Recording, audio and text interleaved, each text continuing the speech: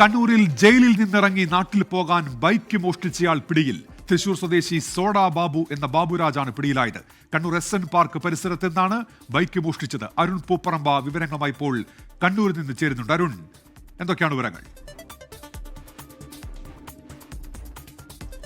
Unmesh, soda Babu എന്നറിയപ്പെടുന്ന തൃശൂർ സ്വദേശിയായിട്ടുള്ള ബാബുരാജ് ഒരാഴ്ച മുമ്പാണ് കണ്ണൂർ സെൻട്രൽ ജയിലിൽ നിന്ന് ജയിൽ മോചിതനായി പുറത്തിറങ്ങിയത്. അയാൾ കാപ്പ കേസ് പ്രതിയായി ജയിലിലടക്കപ്പെട്ട ആളാണ്.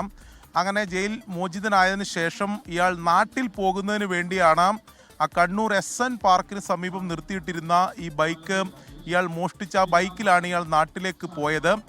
തുടർന്ന് ഈ ബൈക്കിന്റെ ഉടമ പോലീസിൽ നൽകിയ പരാതിയെ തുടർന്നാണ് CCTV ദൃശ്യങ്ങൾ പോലീസ് പരിശോധിക്കുകയും ഈ സോഡ ബാബുവാണ് ഈ ബൈക്ക് മോഷ്ടിച്ചതെന്ന് പോലീസ് സ്ഥിരീകരിക്കുകയും ചെയ്തത്.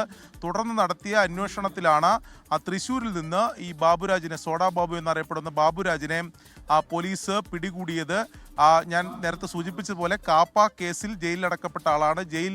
ഒരാഴ്ച മുമ്പ് ജയിലിൽ നിന്ന് പുറത്തിറങ്ങിയ ശേഷമാണ് ഈ മോഷണം ഇയാൾ നടത്തിയത്. ശരി, അരുൺ പൂപ്പറമ്പയാണ് വിവരങ്ങൾ നൽകിയത്.